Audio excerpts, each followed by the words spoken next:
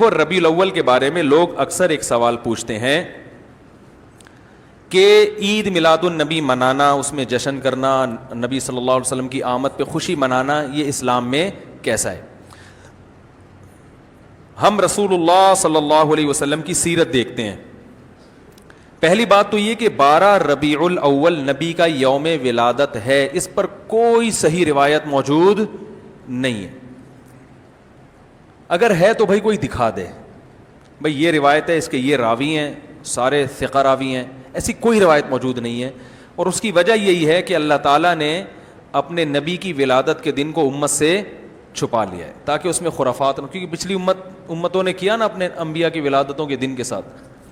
لیکن اگر فرض کر لیں، لوگ بحث کرتے نہیں جی فلاں نے لکھا ہے تو فلاں نے لکھا ہے، چلو مان لیا کہ 12 ربیع الاول نبی کا یوم ولادت ہے، تو ہمیں رسول اللہ صلی اللہ علیہ وسلم کی سیرت میں یوم ولادت پہ کیا کرنا ملتا ہے؟ احادیث صحیحہ سے صحیح حدیث ہے کہ نبی صلی اللہ علیہ وسلم پیر کے دن کا روزہ رکھتے تھے.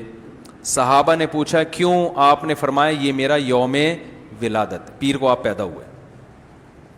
اب دیکھو، پیر کو نبی نے روزہ رکھ کے یہ بتا دیا کہ اس میں عید کا تصور نہیں ہے، کیونکہ عید اور روزہ جمع، بولنا پڑے گا آپ لوگوں کو، جمع نہیں ہو سکتی.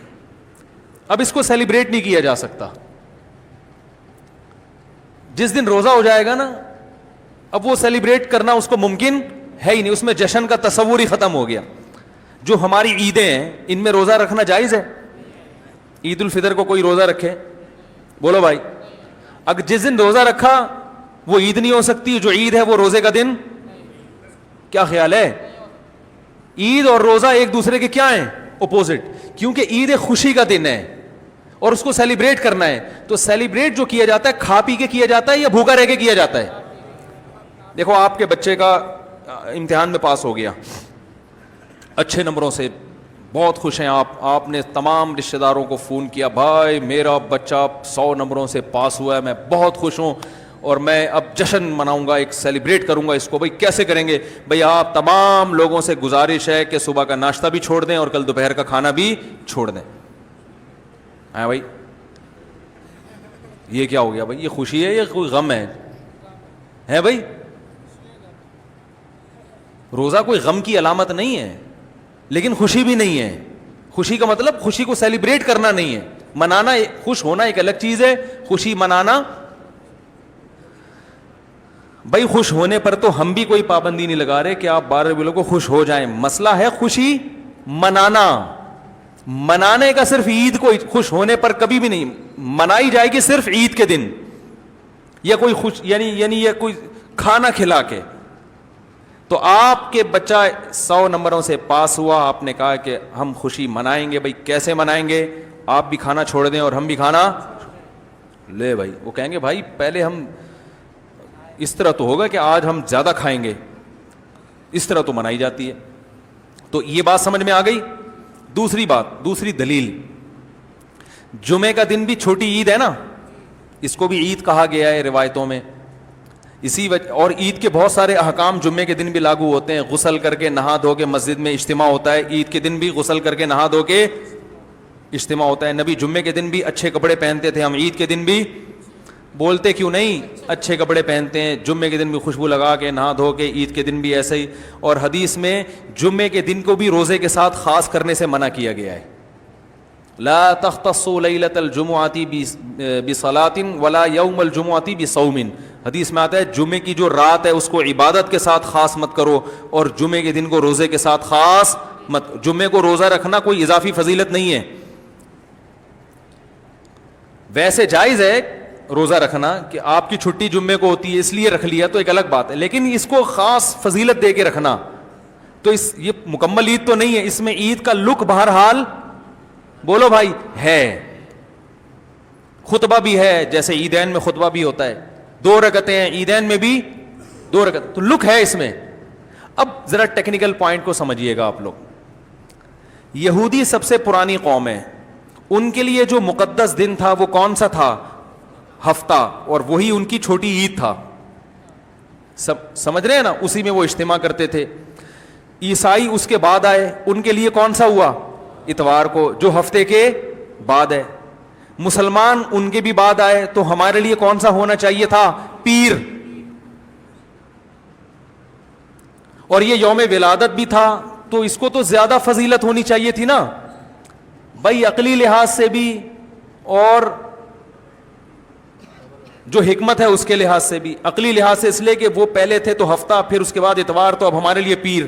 اور اس لیے بھی کہ نبی کا یوم ولادت ہے, تو یہ بطریق اولا پیر کے دن کو فضیلت ملنی چاہیے تھی, کیونکہ وہ نبی کا یوم ولادت ہے. لیکن چونکہ اس میں عید کا کانسیپٹ ہے نا, اس لیے پیر کا نہیں ہوا, بلکہ ریورس کر کے کہاں لے گئے؟ جمعے کی طرف. تو پیر کے دن یا نبی کے یوم ولادت سے عید کا کانسیپٹ اسلام نے کھرچ کھرچ کے نکال دیا ہے کہ اس میں عید کا کانسیپٹ ہو ہی نہیں سکتا, اپوزٹ ہے اس کا, روزہ ہے.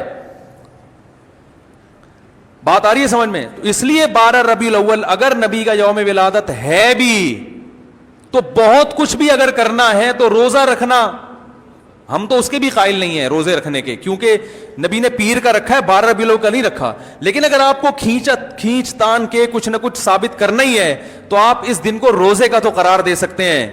آپ اس دن کو سیلیبریٹ کرنا یا عید قرار دینا آپ کے لیے ممکن, قرآن و سنت نبی کی تعلیمات کے مطابق عید کا دن قرار دینا ممکن نہیں ہے, آپ ممکن نہیں ہے. دوسری بات, ابھی بات مکمل نہیں ہوئی ہے, ایک پوائنٹ اور رہ گیا.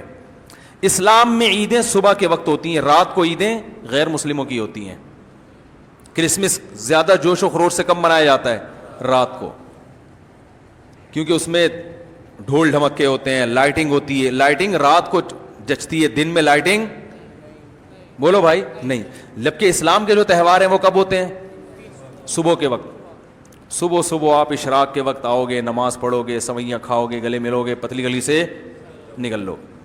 عید الاضحیٰ میں بھی صبح آؤ گے, نماز پڑھو گے, قربانی کرو گے, گوشت کھاؤ گے, ٹھیک ہے نا. یہ سب کام تبھی فقہاء نے لکھا ہے کہ مغرب کی نماز کے بعد جانور کو قربان کرنا مکروہ ہے, جائز ہے مگر مکروہ, کیونکہ شاعر اسلام میں سے دن میں ہوگا. یہ رات کو شریعت نے اس لیے نہیں رکھا کہ رات کا وقت نا گناہوں کی طرف لے جاتا ہے. جب خوشی منائی جاتی ہے تو رات کو انسان ٹریک سے ہٹنے کا خطرہ زیادہ ہوتا ہے. جبکہ 12 ربیع الاول کو جو عید منائی جاتی ہے وہ دن میں زیادہ منائی جاتی ہے یا رات کو؟ ساری لائٹنگ رات کو ہوتی ہے, سارے جو نعت اور میوزک کے ساتھ وہ سب کب ہو رہا ہے؟ رات کو. یہ خود اسلام کے مزاج کے خلاف ہے. تو پتہ ہی چلتا ہے بھائی, بہت معذرت کے ساتھ, کسی پہ طنز مقصد نہیں ہے.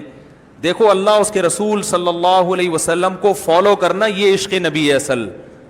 یاد رکھو, محبت میں جذبات پہ کنٹرول کرنا یہ زیادہ مشکل کام ہے, اور جذبات سے ہٹ کے, جذبات سے مغلوب ہو جانا یہ آسان بہت ہے, لیکن یہ حقیقی محبت کی علامت نہیں ہے. جب محبت ہو نا کسی کو, تو اپنے جذبات کو حدود کے اندر رکھے انسان محبت کا اظہار کرے. اپنے جذبات کو غالب کر لینا, نبی کا عشق ہر مسلمان کو ہے, ہر ایک کا دل چاہتا ہے یہ کرے یوں کرے نبی کی یاد میں, لیکن آپ اپنے اس جذبات پہ کنٹرول کریں. بولے بھائی رسول اللہ صلی اللہ علیہ وسلم کی جو اطاعت ہے وہ پہلے ہے, اپنے جذبات بعد میں.